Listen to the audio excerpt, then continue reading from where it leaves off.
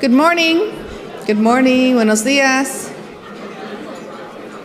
Buenos días. Good morning. I would sing to you, but you don't want to hear that. We had a birthday celebration yesterday in one of the rooms, and someone was asking if we could sing, and I was saying I used to be asked not to sing. And my husband's a song leader, so what does that tell you? Well, good morning. Thank you so much for staying for the next session. We're going to start with a video, actually, and I will do the introductions after that. So, when you're ready. The majority of the American youth, there is reason to be concerned. As you know, we have an obesity epidemic in this country. The wealth of the nation is related to the health of the nation. And I don't think there's anything right now that threatens the future health of this nation more than this epidemic of overweight and obesity.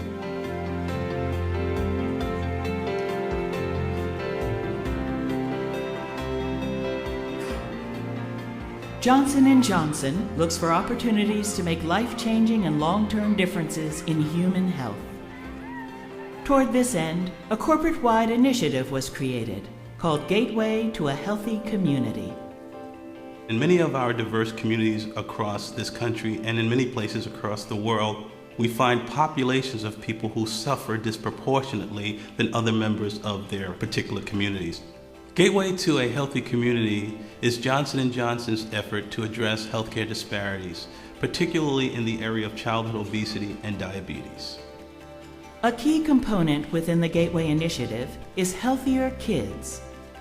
Healthier Kids began in 2011 to address the problem of childhood obesity within school districts in 4 major U.S. cities: Atlanta, Houston, Newark, and Philadelphia. Schools are an ideal entry point to reach children who are at risk. They are there to learn, and healthier habits are part of the learning experience during a time when behaviors are being shaped.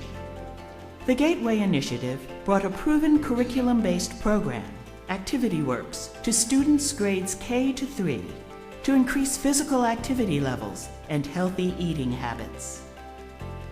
I was principal at James Russell Lowell Elementary School. We know that obesity is a problem throughout the country, and adults make choices that they learned growing up. And so when we saw that the problem was increasing in our school, we decided that we needed to do something. So we initiated a wellness program and to participate in ActivityWorks, which got them up and moving. Go, walk, jump, climb, bounce. ActivityWorks gets students up and moving in a series of 12-minute audio and video adventures. The inaugural period engaged almost 28,000 children in over 1,100 classrooms. On average, the children exercised with the program more than 3 times per week, and in a short period of time, logged in almost 300,000 hours. Excellent! In my first grade classroom, which is approximately 25 children, I would say 20% are overweight.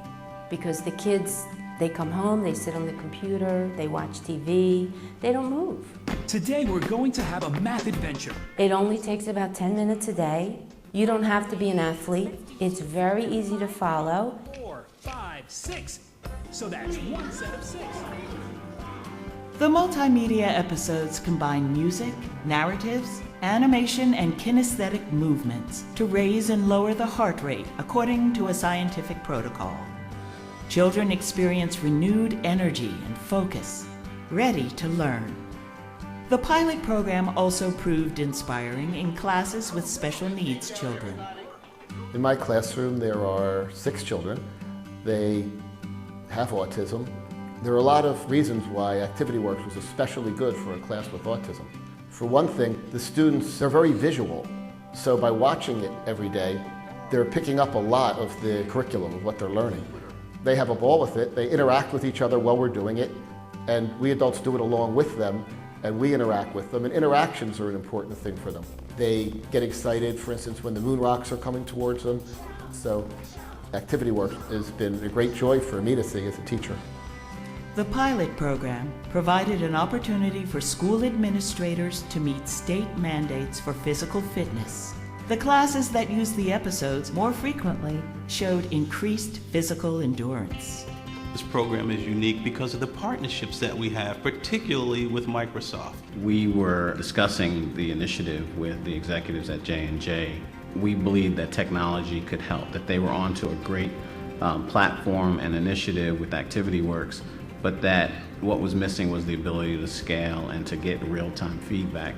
And we felt that our Azure platform was a great tool for them to utilize in order to get that feedback. The National Minority Quality Forum has allowed us to look at disease maps and really pinpoint where we should be paying attention to eradicate childhood obesity and diabetes. We know where the obesity problem is in minority communities, and they're taking that data and they're putting interventions in place to reduce childhood obesity. And so we hope that this really is part of the arsenal that is there to help solve the problem. If we look at the communities that are in need and we can figure out ways in which to serve them, we are living our credo in every aspect of it. I've been accused of being an optimist, and I think that's true. So I am hopeful. It's up to us, the parents, the teachers, the community, to make sure that children are motivated to be physically active, to be outside more, that they have safe places to be physically active, and that we support that.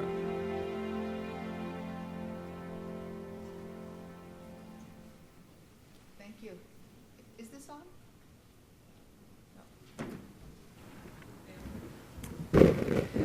Thank you very much. That video was an example of the discussion that we're going to be having today in the presentations. My name is Maria Lemus. I'm Executive Director of Visión y Compromiso, a nationwide organization of promotores and community health workers. We provide leadership, capacity building, and advocacy. And it's my pleasure today to moderate the panel. What you saw, the video that you saw, was really an introduction to the programs that are going on in 4 states. And I'm going to jump right into the introductions of our speakers. We're a little short on time, but we hope that you will enjoy this wonderful program. The experts that you have before you are Anthony Carter, who's Vice President, Diversity and Inclusion Chief Diversity Officer of Johnson & Johnson. And to his left is June Keenan, Founder, CEO, and Chairman, Kinetic Learning Enterprises. To her left is Dr. Gary Puckrein, Founder and CEO, National Minority Quality Forum. And to his left is the Honorable Margarita Muñiz, Deputy Mayor of the City of Newark, New Jersey, and their biographies are in your packets. So what I'd like to do is start with Johnson & Johnson. And Anthony, if you can tell us more about the commitment to healthy communities. Sure. Am I on? There's some. Good, good. Should I use the podium? Yeah. Thank you. In the interest of saving time, I do have a PowerPoint presentation, but I'm going to race through it because this is really a story about a company's commitment to caring. I remember standing here about 3 years ago and talking with you about an idea. Didn't have much substance, but it was an idea and a dream. And today I'd like to share with you that this dream is now a reality. But in the spirit of what we do at Johnson & Johnson, this is really about a caring statement. It's about our credo, and it's about our responsibility to our customers, our patients, our doctors, our nurses, many of you in the room, and our children. And the second area of our credo is really about our focus on our employees, and then most importantly, our communities, and then last, but not least, our shareholders. And when you combine the spirit behind our credo and look particularly at our focus as it relates to our children, what better way to exercise our rights as an organization, as a community, to focus on childhood obesity and diabetes. In the spirit of that, we pulled together some of the most extraordinary minds in our company. Dr. Ken Mortzagu, one of the members of our diabetes care franchise, and we build this platform of care. We really focused around how we can pay attention to something that's so devastating, and you know the statistics, you know them better than I do. And we put together, again with the credo as our guide, and this caring statement, caring for the world one person at a time, serving over 1 billion people every day. A company that allowed us to park ourselves in a room somewhere and think about something we can do to really, really impact and make differences when it comes to underserved populations and unmet medical need. I'll go quickly through the vision and the mission because it simply says our objective with this project is to eradicate, create a world free of health disparities. Many of you talked about that today, and through this public-private partnership, we're doing just that. So let me tell you a little bit about what you saw in the video, our port of entry, and what we've built. And if you listen to or have been following Dr. David Satcher, who's a member of our board of directors at Johnson & Johnson, this is right from his model. Schools, homes, communities. Being able to garner the support, the network of activity and activists who are really helping us to combine our efforts to really, really focus in the right way on eliminating childhood obesity and diabetes. Again, some of the partners. And you'll hear from my friend June Keenan, who's the CEO and president of Kinetic Learning Enterprises, who will talk a little bit more in detail. But in the beauty of these collaborations, we realize at Johnson & Johnson, while we believe we are a wealth of knowledge and have extraordinary information on how to solve these problems, we also realize that we cannot do it alone. And ActivityWorks, as you will hear in just a few minutes, really has enlightened us around the kinds of things we can do in a school. And I won't steal June's thunder, but I think you will find it remarkable. Microsoft, our technology partner, and I see Bill's in the audience here with us as well. But what they basically did was to take our platform and create this sort of cloud base on their Azure platform and enable us to then track the usage of the programs across the schools. By the way, we started out with a goal in our dreams and in our ideas of reaching 100 schools, 1,000 classrooms, 100,000 people as a result of that model I just showed you, schools, communities, as well as families. And what we've done, and I'll show you in a few minutes, with the help of this tool and the work we've done with our coalition partners, is to really meet those goals, expand the goals that you've even seen on the video. I'm not going to get into the maps, but again, in our partnership with the MMQF and Dr. Gary Puckrein, we've been able to scientifically pinpoint with accuracy, because of the extraordinary work going on at the NMQF, to know exactly, cut across childhood obesity and diabetes, race, gender, ethnicity, right down to the zip code. And I encourage you, if you have not been online, to go to the Childhood Obesity Index, and that will enable you to do exactly what I just said, pinpoint with accuracy where you can target where this is going on, and then most importantly, do something about it. As a quick aside, when we were presenting this program to our senior management team at Johnson & Johnson, our CFO asked, well, how will you know when you solve the issue? And I said, basically, when those maps turn back to green. Let me talk about one other additional coalition partner, and that should be on the next slide, which I can't advance. If I can get some help, that would be good. Oh, let me go back. Maybe it was there. I won't talk about the details around Newark, but again, extraordinary alignment with Deputy Mayor Margarita Muñiz and Mayor Cory Booker, understanding full well the need for eradicating this disease, focusing on our children and our schools. And again, we're K through 3 in the 4 cities that we mentioned earlier. But walking into the Deputy Mayor's office just before the school year and saying, we would like to partner with you to do this kind of work. And in the Deputy Mayor's infinite wisdom, well, you know, we have our curriculum all built. And being even more wise, she says, but this looks like something we can incorporate right into the curriculum.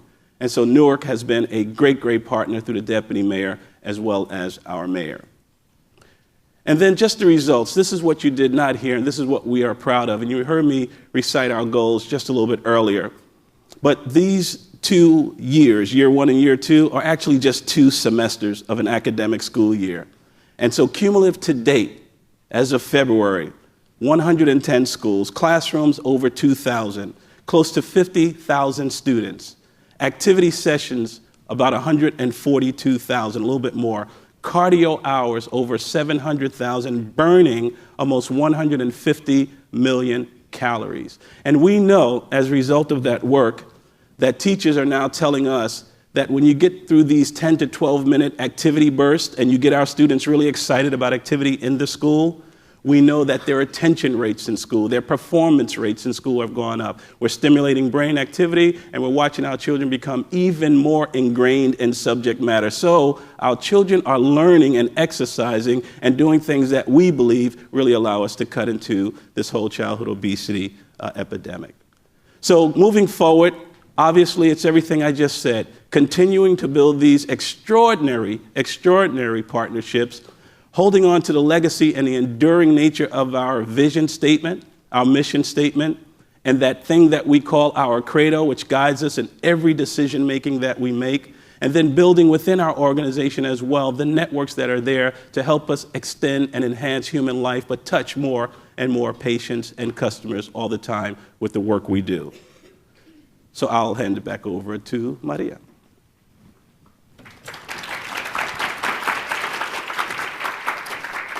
Thank you. This is from a community perspective. I think this is a wonderful intersection of all these partnerships. And so we'll be hearing from some of those representatives. The first one will be June. And do you want to speak there? You want to come up here? Okay. Thank you very much, Maria. And on behalf of the almost 50,000 children who do activity works in their classrooms 3 times a week, good morning on behalf of those students. I'm June Keenan, as Maria said, the founder and CEO of Kinetic Learning Enterprises. And today I'd like to just go through a little bit the science and the background behind the Activity Works program. So you saw in the video previously that Activity Works is a classroom-based, plug-and-play, 10-minute, curriculum-themed program that the kids are encouraged to do 3 times a week in the classroom. Activity Works has been responsive to 3 drivers of need that we have in schools today.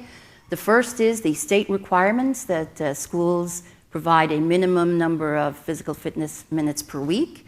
Most of the states that we're aware of are not meeting this requirement currently. There are wellness policies that have evolved in schools in response to the need for health and wellness curricula. And we are now at the point where educators and scientists alike understand that there is in fact a link between academic performance and physical fitness. And I would refer any of you who are interested in this to take a look at Dr. Rady's book, Spark. It's really exciting and interesting. The Activity Works program developed as a collaboration between the community and the professionals at the North Shore LIJ Health System on Long Island. And the collaborators decided that there were 5 success criteria that needed to be met for a program to be successful. And it turns out that these are the same 5 criteria that Johnson & Johnson set out to achieve with their Gateway to Healthy Communities program for Healthy Kids component. So the program had to be engaging, it had to have high impact, it had to be scalable in a hurry, it had to be sustainable, because we all know that unless healthy behaviors are sustained over time, they do not result in the health outcomes that we seek. And the other critical component of this, and I'll talk about this a little bit more in a moment, was that the initiative had to be measurable. And so what happened was the collaborators came up with a multi-sensory design solution which is based on the science behind kinetic learning, which means that as people, as kids, are moving in a contextualized manner, they are able to absorb content better. So the exercise component of this is comprised of over 250 approved movements, which are age appropriate, and the cardiovascular intensity is controlled. The visual stimulation part of this has animated video. All of the video segments have professional actors and actresses who serve as role models for the kids in the classroom. There's drama in all of the scenes, and this is designed to provoke an emotional response in the kids. On the auditory stimulation side, we have unique music for every video. There's male and female narrators that alternate, and there are some fabulous sound effects in the videos. This is coupled with the contextual movement that we call kinesthetics, which engages the kids' imagination and provides them with a truly immersive experience in terms of the movement and the adventures. All of this is combined with the kinetic protocol. You can see my friends over here, the smart moves we call them, which elevates and lowers the heart rate in a controlled muscle movement to a beats per minute kinetic protocol. There is a real science behind this. There's not just a bunch of kids sitting in the classroom jumping up and down. This is something that has real science behind it. And so that's been a major contribution of the program. The physiological impact of this is that each segment provides the kids with 10 minutes of moderate to vigorous physical activity, which the CDC has endorsed as making an efficacious contribution, if you will, to the desired 1 hour per day of physical activity for elementary school kids. They burn on average 50 calories an episode, 1,000 steps, and they walk about the equivalent of half a mile. This then results in calorie burn, which contributes to aerobic fitness. There's increased oxygen flow to the brain, and we have found and heard anecdotally, if not through rigorous empirical science, that this tends to produce a calming effect in the kids, and according to the teachers, it renders them more focused and ready to learn at the end of these activity bursts. Now, just so you can see a little bit, here's how we build an episode. Each episode is built on physical education curricula, which has age-appropriate movements. Then we layer in core curricula, science, math, literacy, and this is cross-cultural content.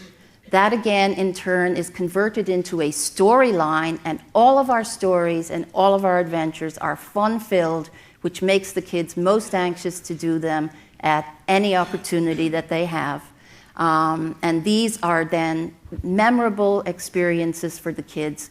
And the one thing that's really important about this is not a competitive sport. It is a team endeavor. The kids experience movement together, and everybody is operating to their own individual capacity, and that makes kids feel very good about themselves.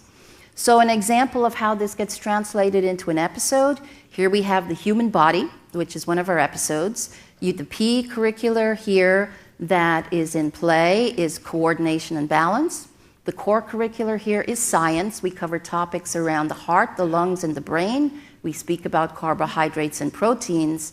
And the storyline, as you can see, is a journey through the human body. Now, all of this is put together in a very simple, very easy to use cloud-based solution. And here we have again coming into play the collaborative nature of the Gateway to Healthy Communities program. Microsoft, working with ActivityWorks and Johnson & Johnson, helped us to create a platform which has really assisted in the rapid scale-up of the program into thousands of classrooms, literally.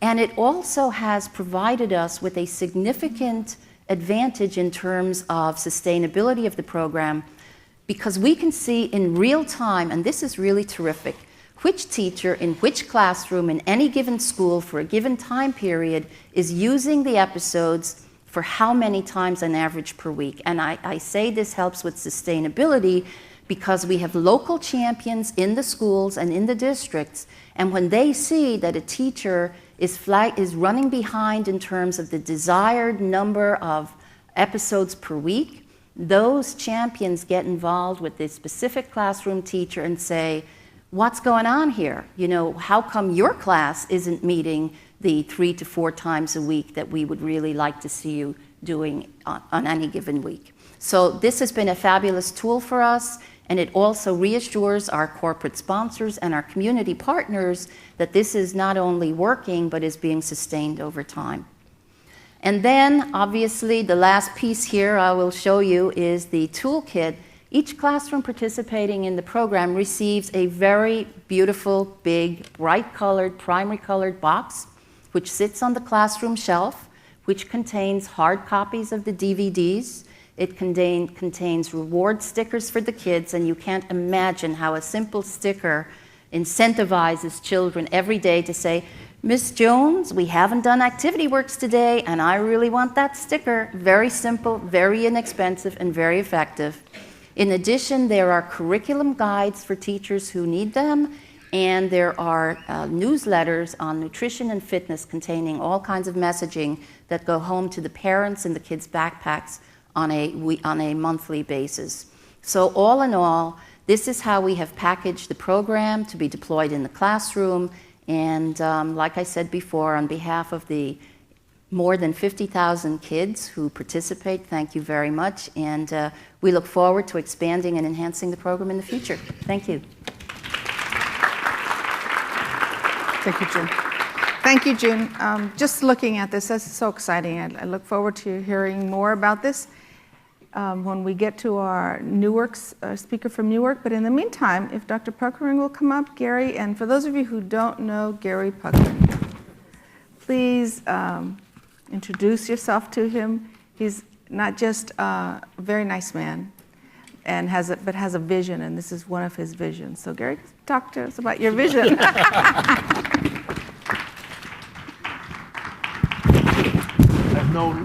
I've known Marie for a very long time, and we've had lots and lots of conversations. I'm excited about this. So what I tell people are, we actually don't do healthcare. We're more like the statisticians at the baseball game. We don't get down on the field and play. We don't know anything about how to pitch and catch. But what we can do is we can count, and we can analyze, and we can report back. And so what we've been doing, really going on now almost 10 years, is producing disease-level maps, particularly around the minority community. So just a couple of quick facts before I jump in here that you should know. That's really important. So there are 38,000 zip codes in the United States. 70% of African Americans live in 2,500 zip codes. All this conversation we're having about health disparities is 2,500 zip codes out of 38,000. 50% of Hispanics are in 1,500 zip codes. So 4,000 zip codes. That's what we're talking about. We're talking about understanding what's happening to the American community in 4,000 zip codes.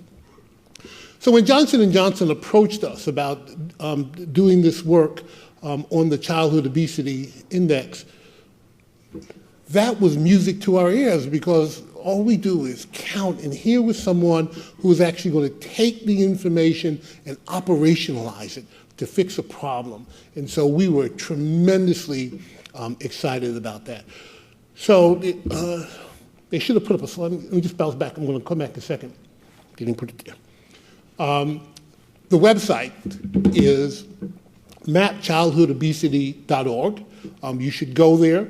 The index is absolutely free. You do have to sign up for it, but it is there for you. And you can put together programs in your community.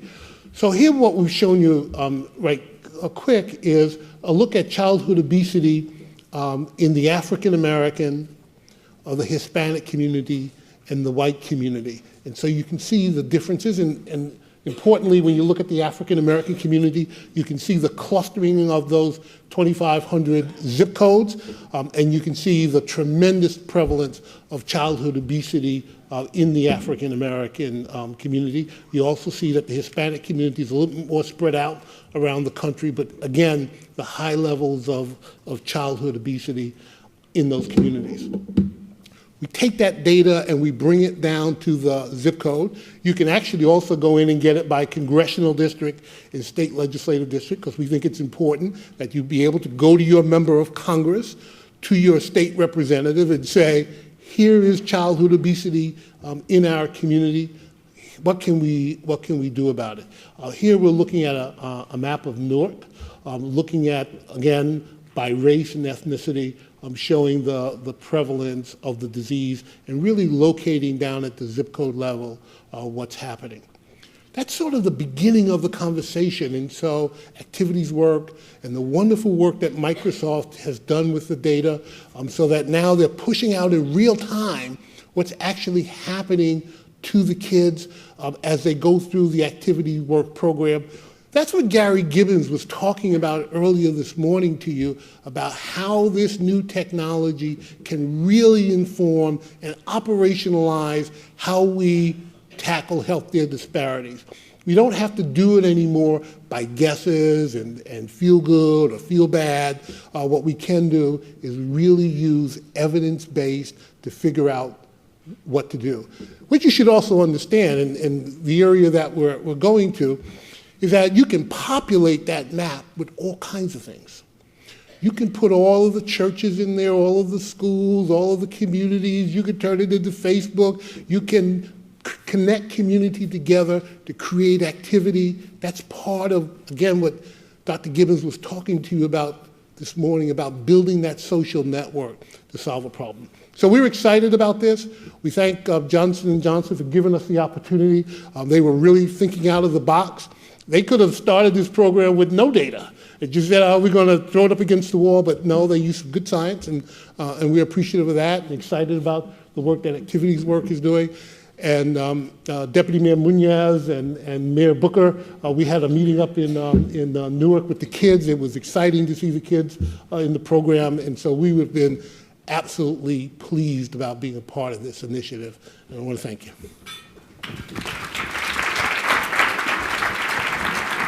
Thank you, Gary. I was thinking about Gary's remarks about number crunching, and in baseball, we both are baseball fans, and I think Anthony's too. But when you come down to the community, if you think about those of us who are, those of you here who are closer to my age, and you think about how many of our friends and relatives are not around, and we start looking at the number crunching of just that reality, then the number crunching is a really important part to our future and our children's future. So thank you, Gary, for your visionary in this project and many other ones.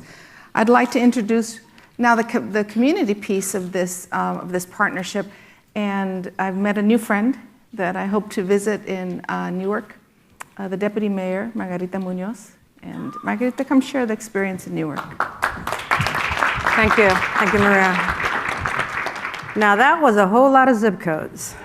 But sadly, my zip codes and our people reside there. So it was warmly welcomed when we in the city of Newark had the opportunity to partner with Gateway to a Healthy Community, Healthier Kids, in that the mission and the vision of this project, of this campaign towards wellness, was directly aligned with the vision that Mayor Booker had already established and that our administration has set. Our mission to make sure that we prioritize the wellness and the well-being of early childhood and our children.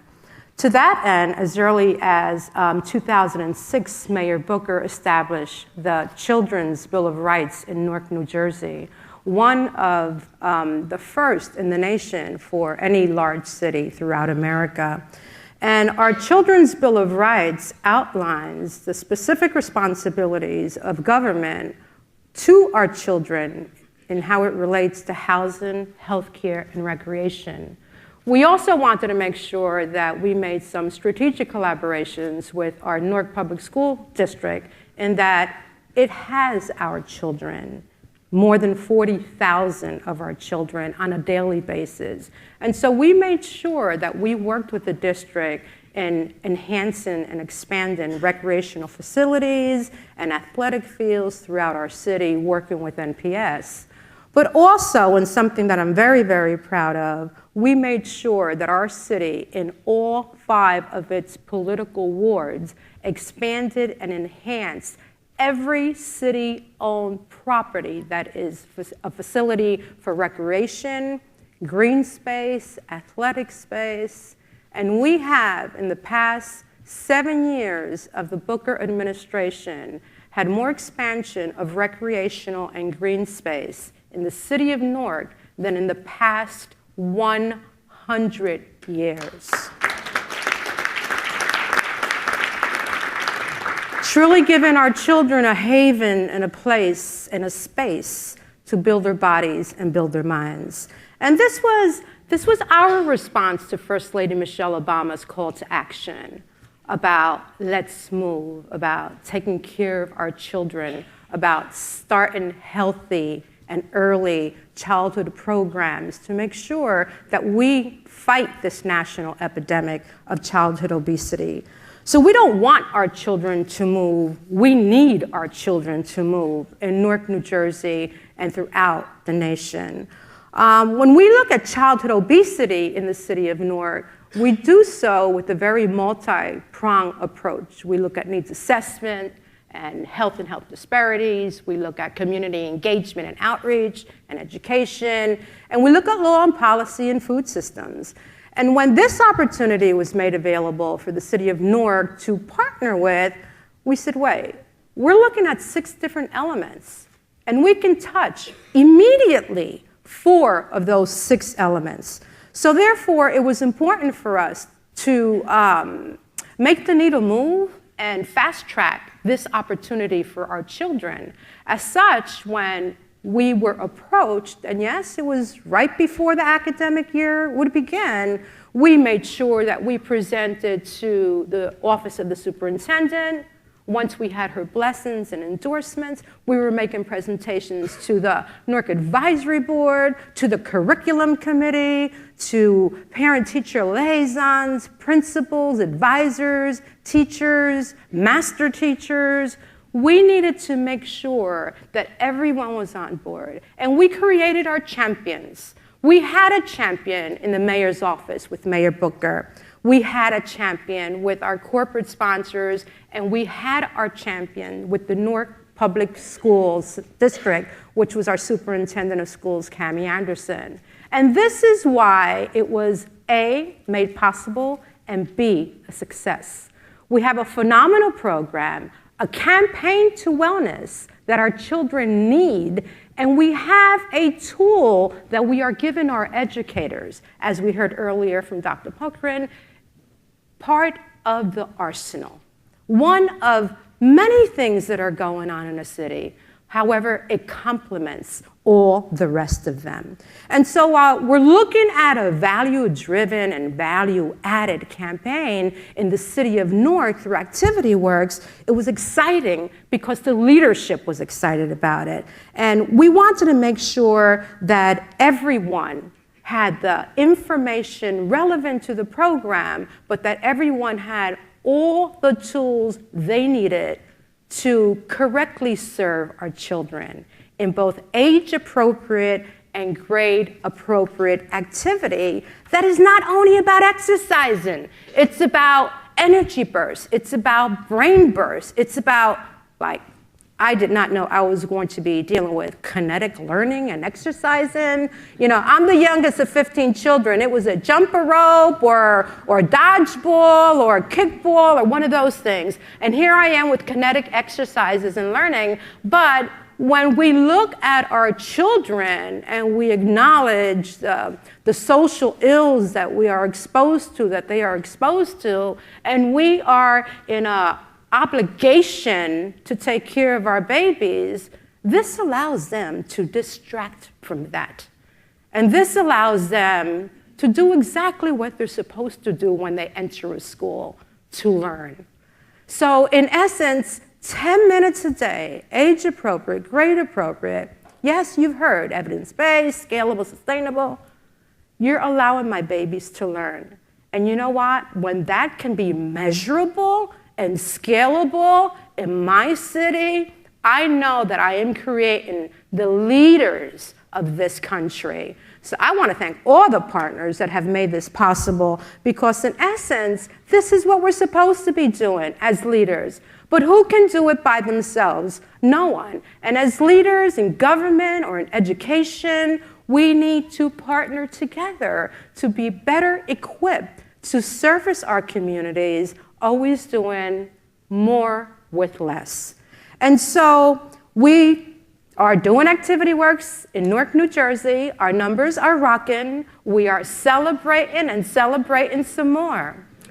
Our mission statement tells us, it reminds us that Newark would lead a national transformation of urban transformation by marshaling its resources. Our partnership with Johnson & Johnson and Gateway to a healthier community, healthier kids, exemplifies those words. Thank you. Gracias. Thank you. Thank you. Thank you, Margarita. Bravo. Well said from all points of view, and I just want to thank Johnson & Johnson for the Gateway to Healthy Communities, creating an environment of health to bring this collaboration together across the public and private and nonprofit sectors, really to challenge and to tackle childhood obesity. The Childhood Obesity Index, a new resource that is free of charge to all of us. And I think there's samples of it outside in the hallway. To Activity Works, a plug-and-play series of episodes that are done by their desk in their classroom. Who would think that you could learn multiplication while you're exercising? To Microsoft, the role model for role modeling how technology can be brought to bear to accelerate expansion and gain insights. And of course, to our leaders, our community leaders like Deputy Mayor Muñiz in creating pathways for children at risk. If you please help me in giving an applause for them. Thank you very much. Well done. We have a few minutes. We can entertain a few questions. I know lunch is waiting outside for us, but if anyone would like to, we have a question on the left. Thank you very much. We enjoyed those presentations.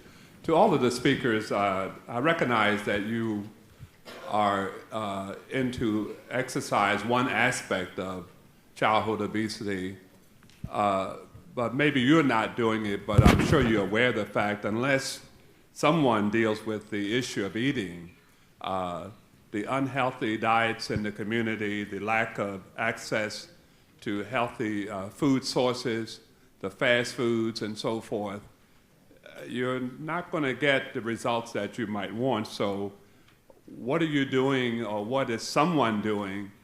Is someone partnering with you to take care of the other piece of it? Or do you plan to take care of the other piece of it? Because I can tell you, unless you deal with the eating habits and the poor eating habits in minority communities, and I said the lack of access to healthy food sources, it's going to be a real problem. Thank you. Margarita, would you like to answer that? Sure, absolutely. ¿Me escucha de aquí? Yes. Thank you for the question. And absolutely, it's just part of the arsenal, as we indicated earlier. In the city of Newark, we have an array of nutrition and food programming that complements the fitness and activity piece. And it stems from our breakfast and lunch programs in the school, a universal breakfast and lunch program, and we lead the nation in that. We also have a food policy and sustainability director, one of only 14 in the nation embedded within government. We work with local bodegueros and do a small grocery grant program, allowing small entrepreneurs and grocery bodegueros to increase and expand on infrastructure so that they can better supply healthy, affordable food options. We have a robust urban garden. You can walk into any one of my 5 political wards and see little children and church folks and mosque folks doing urban gardens, communities, adopting lots, adopting plots. We also have a program which we just instituted last year and expanded this year, where all farmers market in the city of Newark will accept WIC coupons. We do pediatric nutrition. We work with immigrant communities. So it goes on and on and on. But the city of Newark, just about 6 to 7 months ago, opened the first big supermarket privately owned by a local Newarker, the first one in 30 years. And then 2 months ago, we opened the second one. So we are in a major supermarket food access for affordable and healthy food options in our city.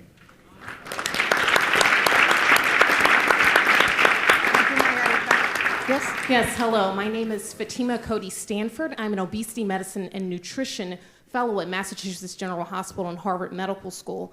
I work with both patients of the adult and pediatric population who struggle with their weight on a full-time basis from the specialty perspective. And I guess my question is more so directed to Anthony Carter. First of all, I applaud the work that Johnson & Johnson is doing to create programs that promote activity within the pediatric population. I did have a question about some of the prospective data. Specifically, I saw that you addressed, or the video addressed, looking at physical endurance and the improvement of physical endurance, but I was concerned about, has there been a change in BMI charts or percentiles from the CBC perspective, and also looked at the kind of long-term effects on metabolic risk factors like type 2 diabetes, things of that sort. So just those were it's kind of a two-part question. So great question, and a question that I'm not surprised we would get, but for privacy issues and other reasons dealing with these students, we cannot get our arms around BMI, so we don't measure that. But we look at what we are measuring that you saw on the slide as indicators that we're seeing improvements in health, right? If you look at and talk with some of the teachers from an anecdotal point of view, they're seeing things that we don't see with the data in terms of how children are developing through physical activity. But for issues that I think many of you are aware of, BMI is something we just can't touch at this particular point. Okay, thank you very much. We have one more Hi, question. thank you. My name is Golda Downer from Howard University, and I think I may be one of the few nutritionists in the room.